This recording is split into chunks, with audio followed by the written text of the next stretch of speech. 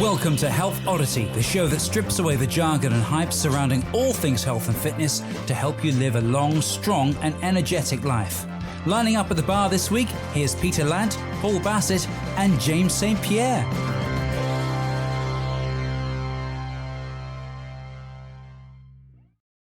Hello and welcome to the Health Oddity podcast with myself, Peter Lant, with James St. Pierre, who's hello. There. Hello.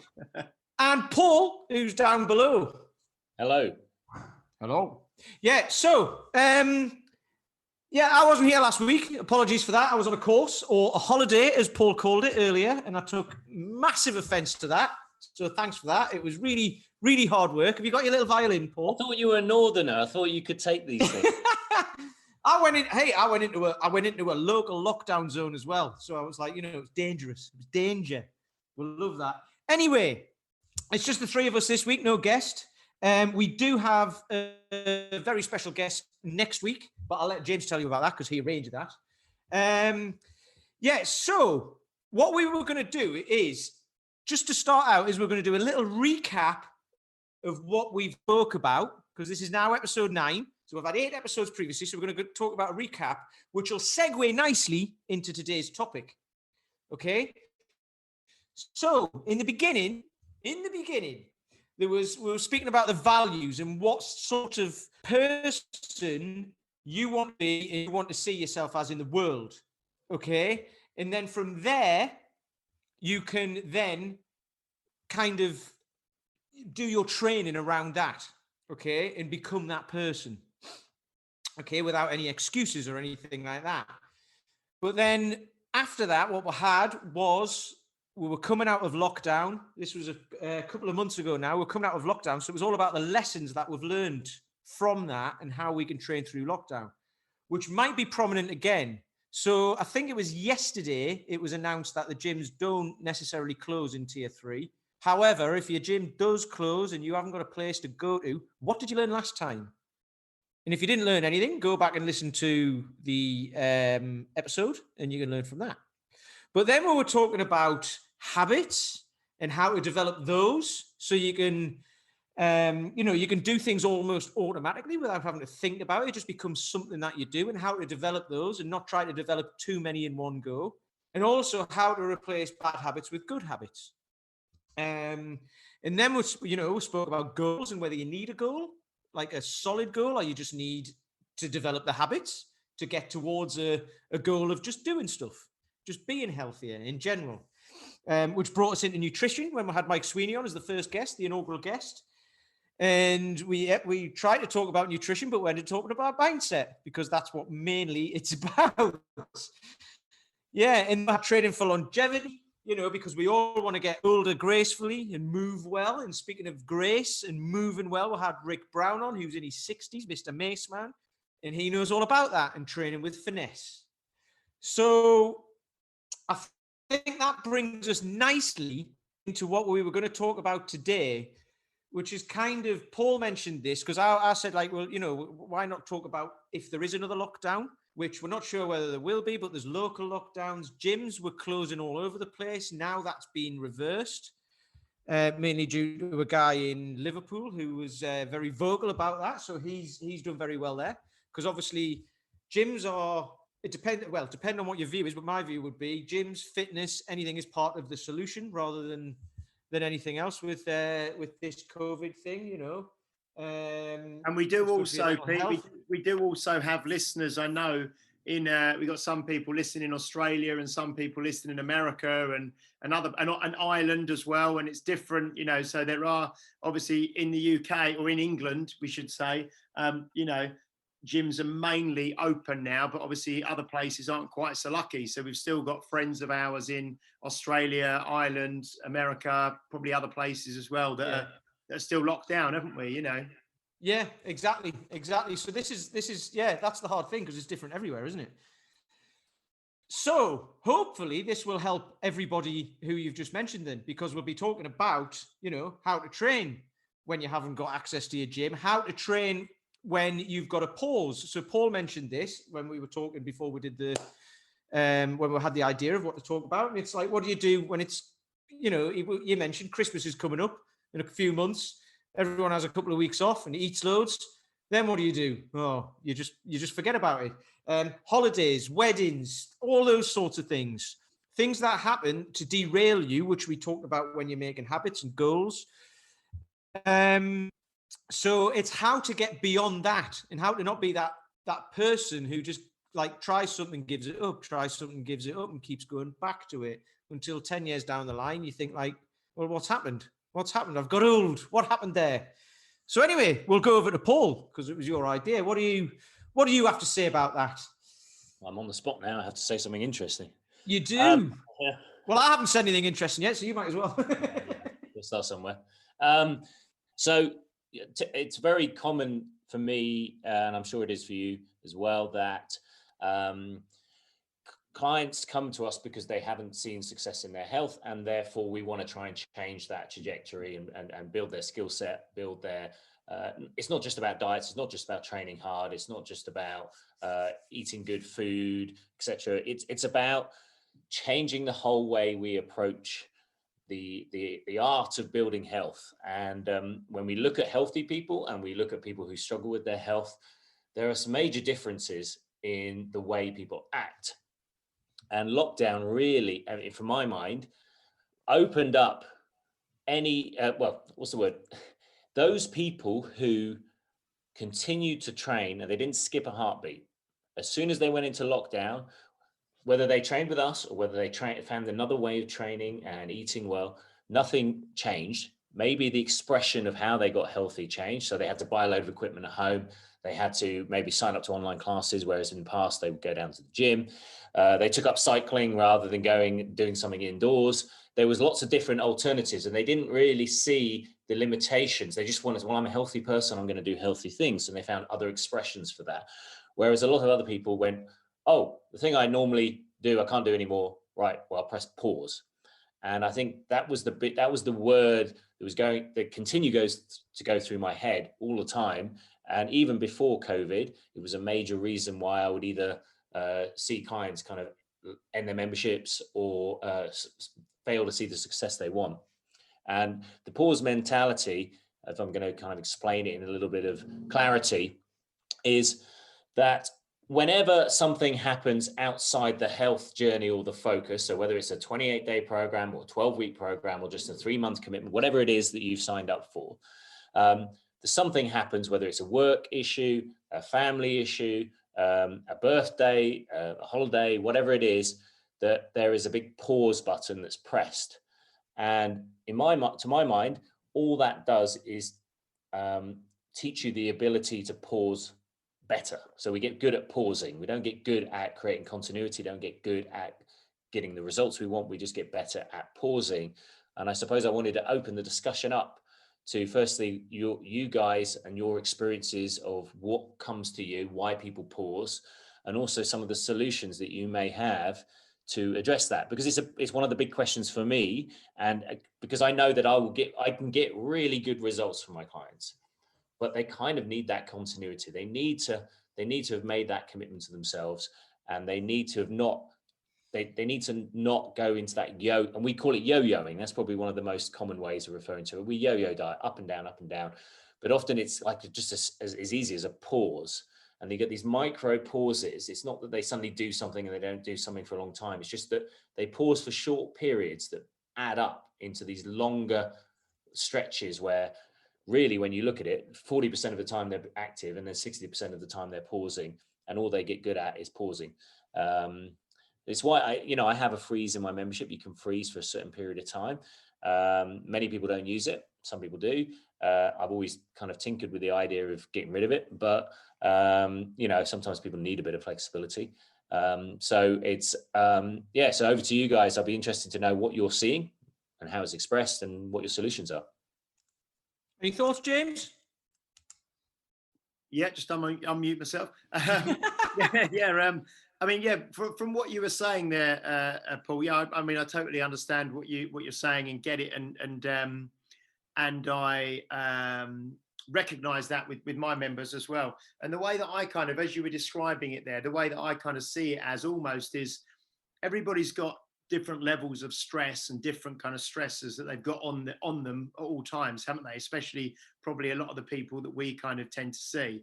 And it's like almost if you're in a hot air balloon and the hot air balloon starts being pulled down, they look for heavy things to throw overboard to kind of lighten the load so they can keep moving forward. And it's kind of just, it depends upon what they choose to throw out of the hot air balloon, what ballast they choose to lose, and I think what you described beautifully earlier was the kind of people who we went into lockdown and they thought, well, because, and it goes back to that kind of the way they see themselves, their character, because they are people who exercise, they are healthy people, they're people who exercise and train and they like to move. When they're faced with that kind of potential obstacle, it's not, the first thought isn't, well, I'll stop exercising. The first thought is, well, how can I continue exercising and how can I kind of change tack and how can I find alternatives? And you mentioned things like, walking more outside, cycling, getting equipment and doing it at home, that sort of thing. So I think once people actually see themselves as where exercise is, it goes back to the habit that Peter was talking about earlier, where people do exercise as a habit and it is a part of their lives, they will find an alternative. But for many people, especially in the early stages of finding this healthy lifestyle and exercising, people tend to look at for the easiest thing to drop. And for some people, the easiest way to remove stress from their lives is just to say, well, I'll stop going to the gym, or I'll park that for now. That's a good point, because we forget that actually adding something like fitness and diet into your life is a kind of stress. Exactly, and especially if you're not used to, if it's still at that stage before it's become a habit, and you may be in the first month or two of doing it. And the other thing as well is the other element, which is the kind of the purely the financial side of it as well, whereby people may have a gym membership or may have coaching and personal training and that sort of thing. And when things kind of happen, such as happens in the lockdown, and maybe people are furloughed, maybe people get made redundant, or people have just got the fear of that happening in the future. It may not have even happened yet, but some people then think, how can I sort of, tighten the purse strings and make savings? And again, for some people, the gym is the first thing that they'll think that's a kind of a luxury or an expense that I can cut from my budget every month, and then that will save me some money.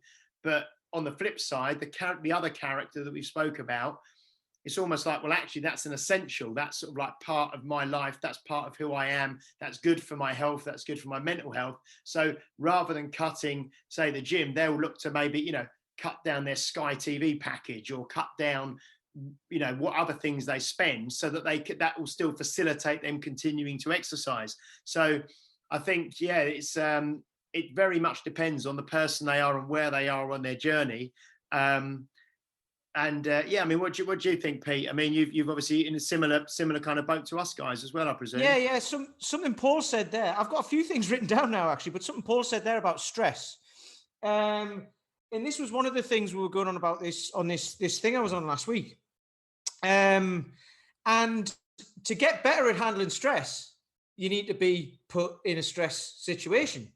So we know that with everything, right? But with training, like Paul said, training, getting better, better with your nutrition, all of that is a stress on the body, because the body, the brain, the organism, the person is used to doing something. And to change that is stressful.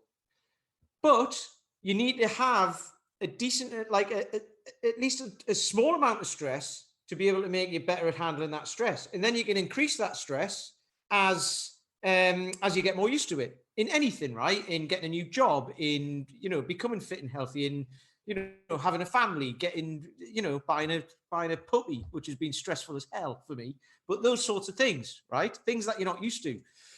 So that's why people do, the Wim Hof cold water training and, go into a sauna. That's actually quite stressful, because you get hotter and your body's got to deal with that and it's not used to it. So lots of things like that. So if you avoid that, so if people are saying, right, the gym's closed, or I've got to tighten the purse string, so I'll not go there and all that, you're avoiding that stress.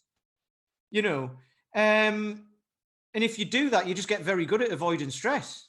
And then you don't actually seek out wanting to improve anything or improve the thing that you said you did. So that's where, and Paul talked about this a couple of times in previous podcasts, you become that character. And the character of the person who's got the values and has got the habits and developed all of those over a period of time and has earned the right to be able to have a little bit of time off because they know they'll go straight back into it. So you might have a week off on holiday, say I can't hit a gym or anything like that, so I'll just go walking or I'll go swimming like we were talking earlier, or cycling or whatever. Or as I do lots of walking and stuff, but on holiday I'm just like I'm enjoying myself. And when I come back, I know I'll go straight back and to my training program and get on it, because that's what I do. 10 years ago, that wouldn't have happened. I would have got back and went, I'm tired, I'll go back. Because if you have a week off, then, then it's achy and stuff like that, isn't it, after you get back? So I'll give it another week. And then before 6 months have gone, before you know it. And then what I used to do is just put myself in for another half marathon and train for that. And then things, I mean, that's a good point, really, because sometimes it's like, how do you overcome that pause mentality? Because sometimes it is having those lofty goals, and we've talked about goals, what about them? But sometimes they do drive people to continue. I mean, I do have goals at the moment, and the reason I'm in training them every day is because I know that someone's expecting me to send a video, that I've also got a kind of idea of what I want to achieve, and that keeps pushing me forwards. And I think people start drifting because they start losing track of why they're doing it. And I think one of all the things we talk about on this podcast is like, well, why are we doing things? Why is the mindset? The mindset's going to drive us. How do we commit these things to our nature and our character so that we just naturally go in the right direction because we've practiced going in the right direction. At the moment, people are practicing going in the wrong direction, but we've got to instill in our clients the idea that if they continue practicing good habits and good ways of thinking, because it's not just about behaving, it's also about thinking and marrying the two. And over time, that it will become just a natural thing. Mm-hmm. And also, I think, talking about the stress thing, the better you become at handling it. So I've dealt with this with clients in the past, because they come in and some of them are just like, they're starting from the very beginning. And even just, the idea of picking something up and putting it down again or doing some mobility is stressful for them. And they're all like, some of them will be trying to deal with maybe divorces or whatever, big life family events when you get to your middle age, and then lots of things start to happen, don't they? And you start to question life and all that sort of stuff. I'm getting a bit philosophical here, but that's I do. So lots of things become or seem to be more stressful. But if you learn to be able to handle them.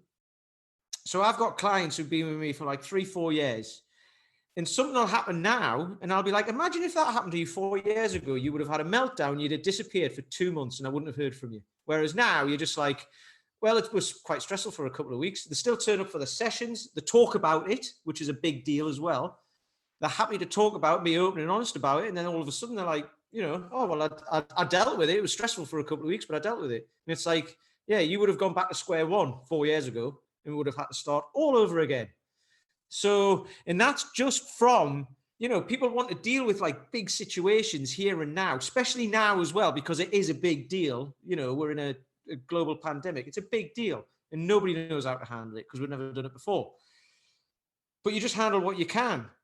And if you try and handle the big stuff and everything, it's just going to be meltdown. If you handle the small stuff, then it earns you the right to be able to handle the big stuff, because it's a natural progression to be able to do that.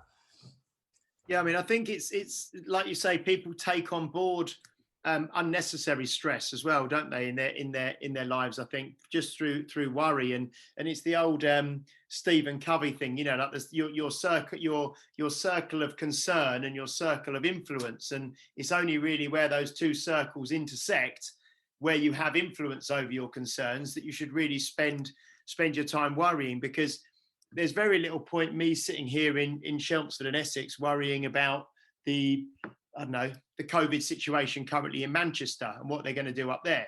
It's just totally, it's totally out of my scope of influence or practice or whatever, And I think there's a lot of people at the moment who are sitting around worrying about a lot of stuff that they have absolutely zero influence over.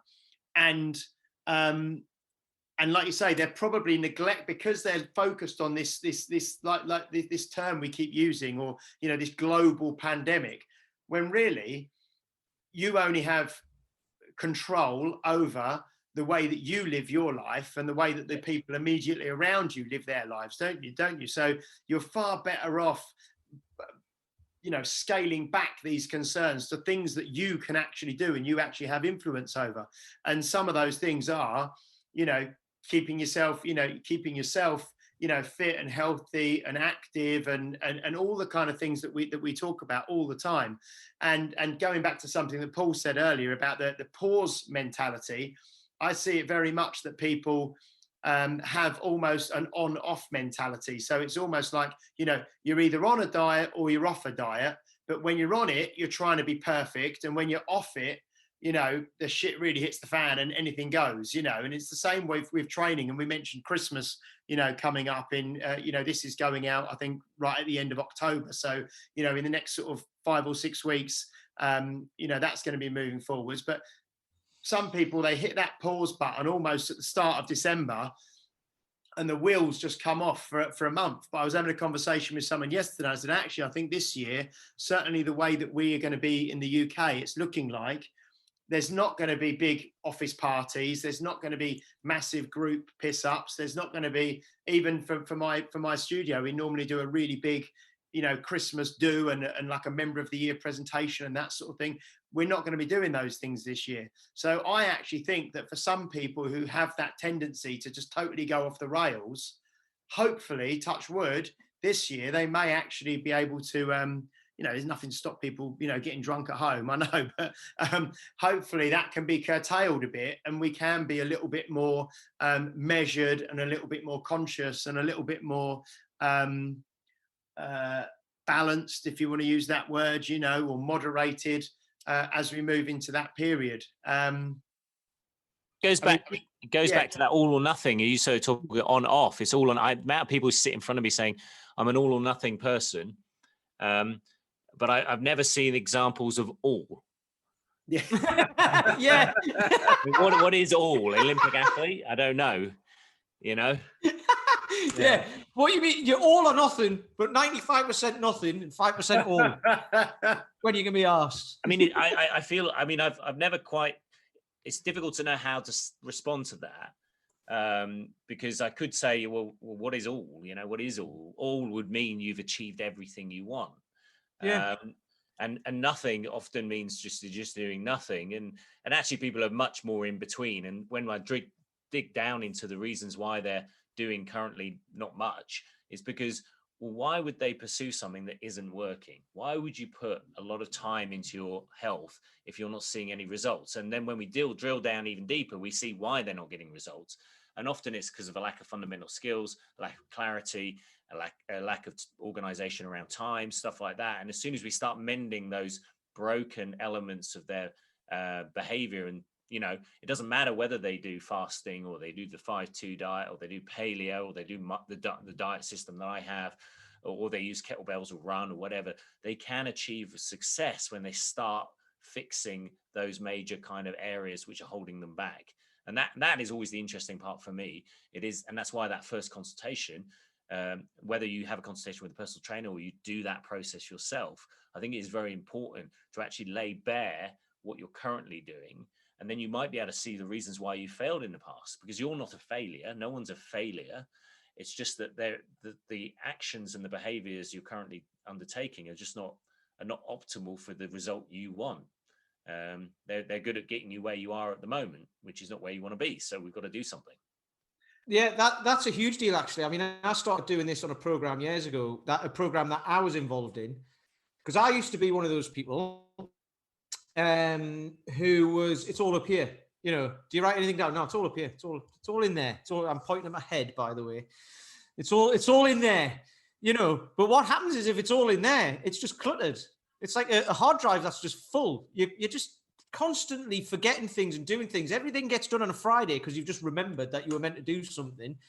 You're constantly having the people you live with at you. Have you done this thing yet? Have you done this thing yet? Oh, I forgot about that. And that happens with everything. So with your goals, with like, you know, with schedules and stuff like that, if you have stuff written down, you then can just look at it and go, right, I need to do that. And then all of a sudden you get things done quicker, you know. So these days I get to like, you know, Thursday lunchtime and I've done everything I need to do for the week, and anything else I do is a bonus. You can do some of my stuff if you want. No, it's all right. It's all right. I told you I live a meager lifestyle. That's like I've done that. I've made it like that because I can't handle it otherwise. But yeah, so and I've had that with clients before as well. I had it with one a few weeks ago, and I think I've mentioned this before, but it was not knowing what they wanted. So I was like, we'll end the call now, go away and write down. You know, just start writing what you want and don't write a sentence. I want this done. Said, start writing and really just sit there for 20 minutes or whatever. And she wrote about like a 4-page Word document, you know, with no spaces. It was just boom, brain dump. And there was loads in there. And I was like, right, that's what we need to work on. So we'll pick it apart and we'll start there. Because there was so much in there. And I think that's where people can hold themselves back as well, not writing stuff down, because we're an online society now, aren't we? Everything. Oh, I'll know what I'll do. I'll keep a spreadsheet. It's like, yeah, you've got to log into your laptop. As soon as you log into that, Facebook pops up. You haven't even updated your spreadsheet, or you'll use a notebook or whatever. It's like, no, or Twitter. I've got loads of them. Get one of these. Yeah, exactly. Get one of these and write it down.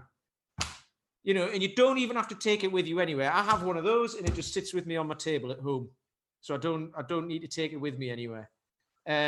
Because then what I do is actually when I've got stuff written down, I'm like, well, that's not important. That's not important. I end up with like, you know, 3 or 4 things to do in a week, rather than thinking you've got loads and loads, because that's where people get overwhelmed, and overwhelm doesn't exist.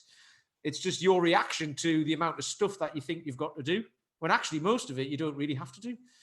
I mean, I think it's quite interesting that actually a lot of what services that maybe personal trainers, or certainly community-based personal trainers, in the sense that you're trying to build a community, you're trying to build a sense of kind of place, that a lot of people never really listen to. You know, no one really cares what their desires are. No one really cares why they want to stay healthy, what's important to them, because there's not really any space in society for that. Maybe with their partners, maybe with some of their very good friends, but really probably no one at work cares. You know, certainly other companies don't care. And so there's no real expression for these deep things in people. And actually, if you get it right in fitness, you can actually be a really good outlet for some things that are really important to people. That personal time, that sense of self, that sense of expression, the sense of potential, which otherwise is just being held back and no one's really that interested. And actually, I'm quite interested, because certainly it's kind of what gets me interested. I mean, I'm interested in changing people's bodies. I'm interested in that transformative effect of health. And in order to get that transformation, we kind of have to dig deep. And that's kind of, I latch on to things to pull people through those pause moments, the moments when they want to stop doing things. It's like, well, actually, remember that conversation we had right at the beginning, in which you told me why this is important. You told me what's stopping you. You told me what your challenges are and how you want to feel and how you want to what you want to achieve in life and why it's important. And that's why you're not going to pause this time. That's why you're not going to stop. And that's why you're going to do your meal planning. That's why you're going to book in your sessions, because it's about you, and it's about bookending your time, and it's about changing your body so that you feel attractive, so you feel cool, you know, that you feel like you're fitting in clothes, you're confident as you walk into a room, you know, whatever it is. And otherwise there's just no outlet, because no one's going to listen. Everyone on Facebook just puts the good things, you know, how good my life was. Or there's not really any room for expression, because it's only 120. I don't know, not even on Twitter. So I don't know how many characters there is at the moment, or Instagram again, which is just another very quick expression of, hey, look how cool I am. I'm here with my friends. I've got the right pose, whatever it is. You know, I mean, I never do anything on Instagram because I mean, I'm not very. What is the right Instagram pose, Paul? Go on. Well, you know, it's no, you got to. It's the pout, is it? I don't know if that's more Stallone than anything. None of us know. We're all middle-aged. We got no bloody idea.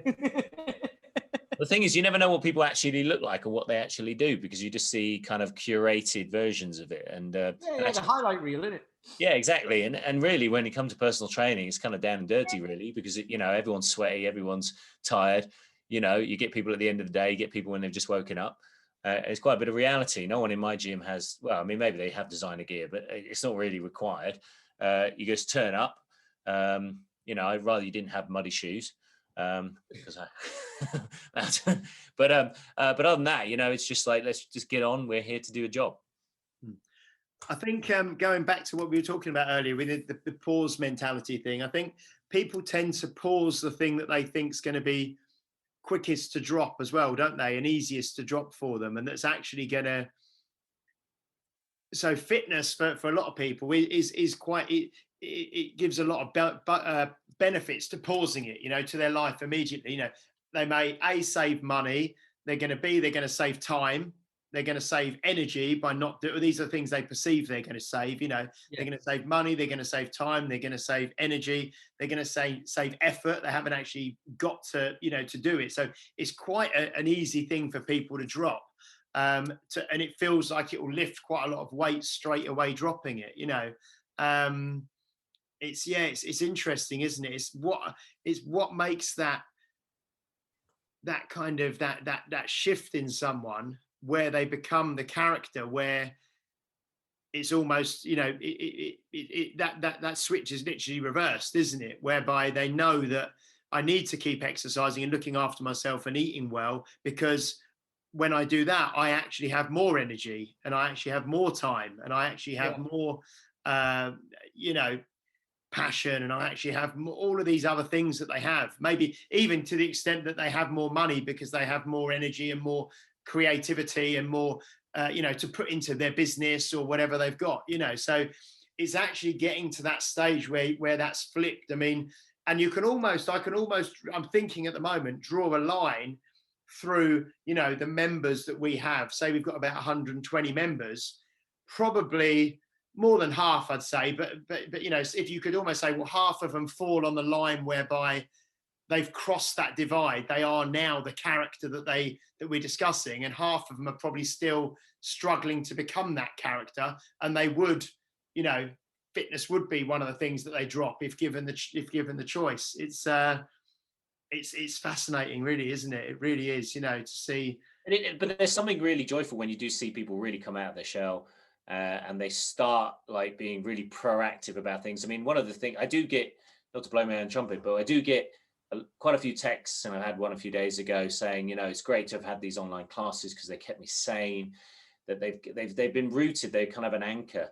And there's certain, I mean, why I like fitness in general, and why, because I came from a different industry, a creative industry, and it was really exciting and it was kind of fun, and I'm sure there's a lot of people into music in the way that I'm into fitness, but I liked what music didn't give me was this journey of a very structured and interesting way of self-development, because music tends to be more about the creative output, whereas fitness is very self-development.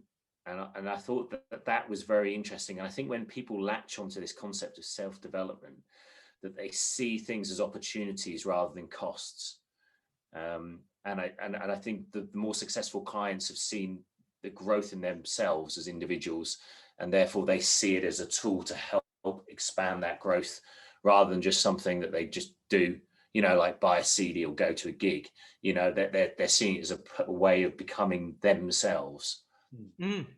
The way, that makes sense to me, because, like, you know, you were talking about, like, you can draw a line between where you're this person and then you kind of become that person. And I'm the same as Paul. I used to have a proper job before I did this. I used to say, actually, I did used to say that, but this is a proper job. I never used to think it was, but now I think it is. That was just because I'd come from sitting in an office, which I always thought was a proper job. But anyway, my thing was, the line was when I started to invest in it and I started to seek out things, you know, certifications and weekends away and all that, and like total immersion. We were talking about this last week. My thing isn't learning like little bit by little bit. It's just total immersion. Just chuck me in. I'll be there for 3 days or 10 days or whatever it is. Come out the other end. I'll be like, right, what can I take away from that and go and use that for 6 months, a year? Well, for the rest of my life, obviously. But like, and then you can start to take out bits that are like, right, well, that bit, it wasn't really for me, but this bit was.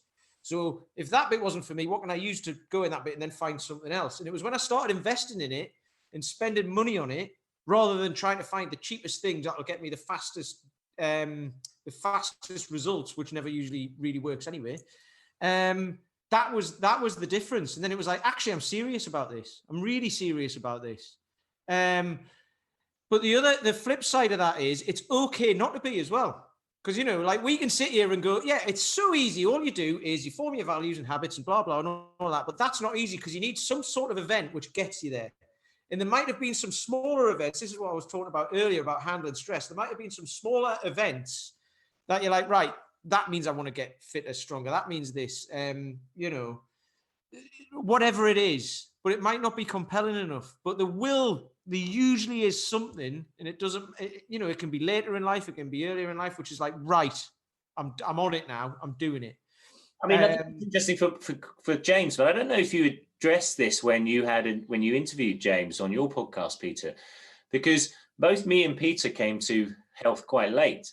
I mean, it's not to say we weren't interested as kids or whatever, but so what for you, James, because you made it your career from a very early time, what has been in the driving force that's kept you going? Because you've kept your enthusiasm. That's what I really love about your posts and stuff like that, is your enthusiasm never dips, and you're 20 years deep in the game and you're still finding value. You're still finding exciting things. But unlike, I mean, I've worked in offices, I've worked in the NHS, I've worked in blah, blah, blah. You know, I've done very separate roles from the health industry, whereas you've been very immersed in that from a very young age. So, I mean, what drives you? I mean, what's made it so? What captured you? Was it just that you'd always done it and it just continued and it gained momentum, or was there something that, because it was always life events for me, you know? Yeah, no, I think initially, well, why I came into it is very different from why I do it now. I think we, well, I can't remember who said it, but there was some quote, isn't there? That it might have been Muhammad Ali, where he said, you know, if you think the same as you did 10 years ago, you've wasted the last 10 years of your life, or something like that, along those lines.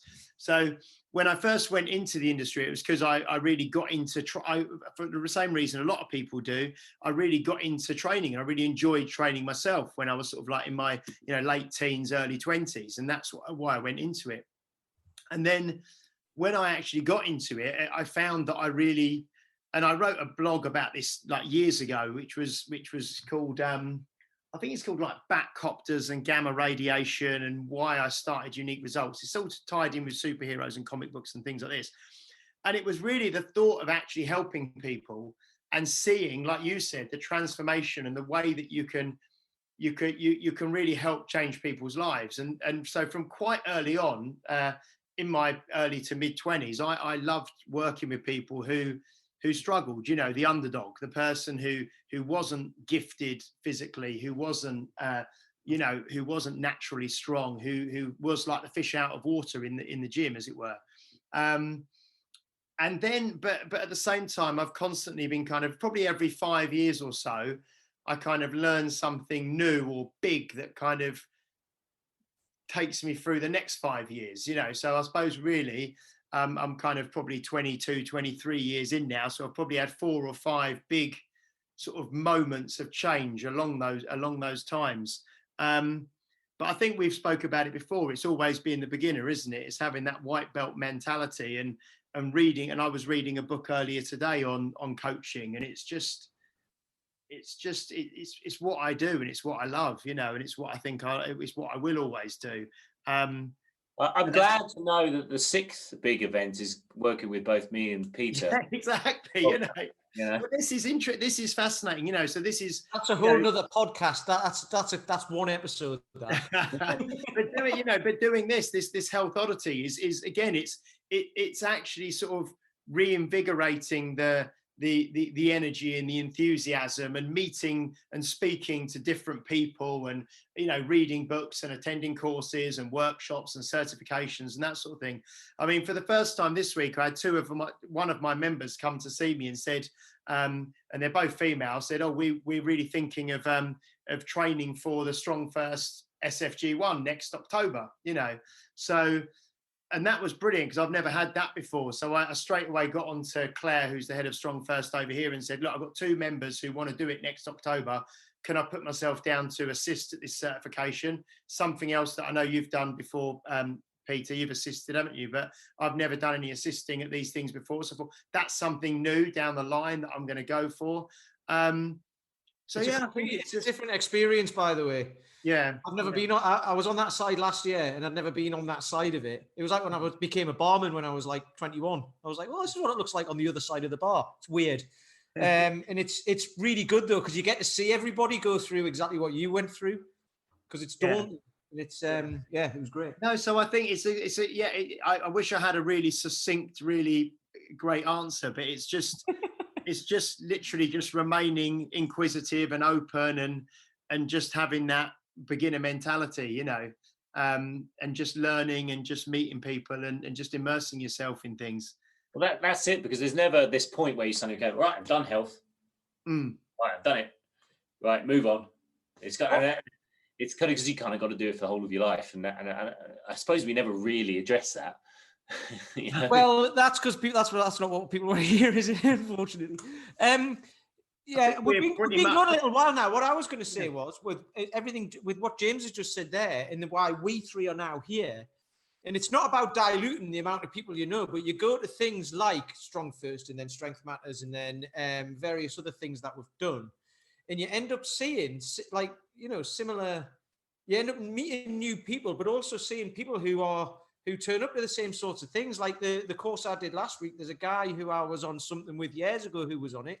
And that's how I found out about it, because he'd done something else which drew him into it. And I was looking for something, and he said, "Try this." So I went and did it. And it's getting to know those people who are on like similar journeys, not the same one, but where you get different ideas from those people, and it takes you on all these different places. And obviously there's so much to do, but at least like it gets you to pick the right, not the right things even, but like things that are going to have some sort of value, rather than wasting your money on something that's like overpriced and they just chuck a certificate at you at the end of it, rather than actually, teaching you something. So it's been really good knowing you guys and knowing the guys in the wider community who actually have all of that and follow that and live that sort of life, to be able to say, yes, I am going to invest in this, because it's expensive, but the reward on the other side of it is huge, because you get to know more about yourself. So this isn't just for us, this is for people listening as well. Like anybody, you get to know more about yourself, and you get more value out of it as well. Definitely. Because I know personal trainers and gyms and stuff can be expensive, but if you're in a place like James's place or Paul's place, or you come to me, we invest a lot of money in ourselves to learn. So it's a huge deal, and you actually get a lot of value out of investing. Definitely, in anybody who's invested in themselves, basically. Not us 3, but anybody you want. That us 3 do that, but anyone else who who does that, that's a good character trait. Kind of to say, I mean this, and I want to help people. That's what I've come to realize with it all. We better probably start to wrap up soon. I think we've been nearly 45 minutes, possibly a little bit more today. Did you want to say anything? In a minute, I'll just quickly just let people know what we're doing next week. But did you have any closing remarks, Paul, or any final thoughts? If you're looking to make the most constant progress, then at some point the pause button will probably be pressed, and you've just got to understand why it's being pressed. And the key is over time to press it less. Don't press it for as long. And as you said, Peter, it is an investment in education. And the more educated we become, and the more we apply that education, the less we'll need to press it. At times we do press it, we all press the pause button. It's not inherently a bad thing, but it is not something that serves your goals. And, we all help people deal with that. We all help people put structure around them. Sometimes it just takes a bit of structure, whether you create that structure yourself, whether you can create that structure with a trainer, with your family, whatever it is, the structure has to be in place, because if you just wander randomly, you'll be pressing pause all the time. So try and take control, try and put something meaningful in place, and then you'll start seeing the results you want. Excellent. That was like Jerry Springer's final thought, wasn't it? No, that was excellent. Thanks, Phil. As long as you don't get some of the guests on. No. Definitely not. That brings us on to who the brink now, doesn't it?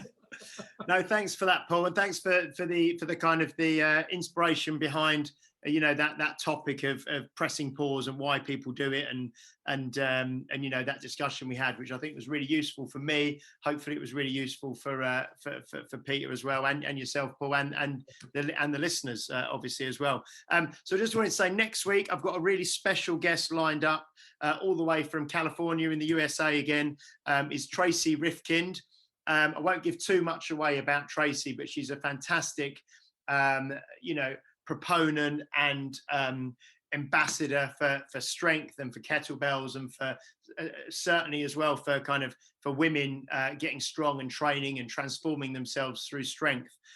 So Tracy's someone I've been really lucky to meet a number of times before. She's got an amazing story. She's written a best-selling book called The Swing, which is fantastic. And she'll be with us next week. So really looking forward to that. And as we've said previously, if there's topics you would like us to discuss, guests you would like us to approach to get on, then please let us know, and we will always endeavour to kind of do that. And we will continue to get guests on and talk about topics that hopefully are interesting for us and interesting for you as well.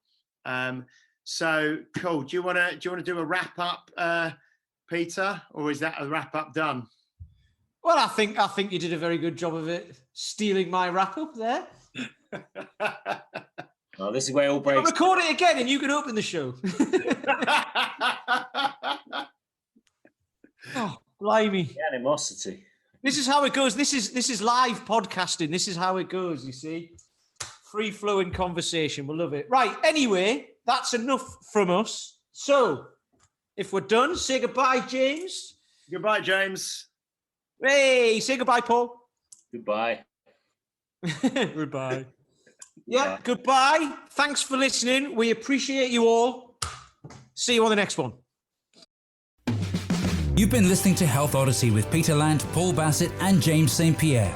To get your regular fix of hype-free health, you can subscribe and leave a review wherever you get your favorite podcasts. You can find out more on today's and other topics at healthodyssey.com, or find us on Facebook or Instagram by searching for Health Odyssey.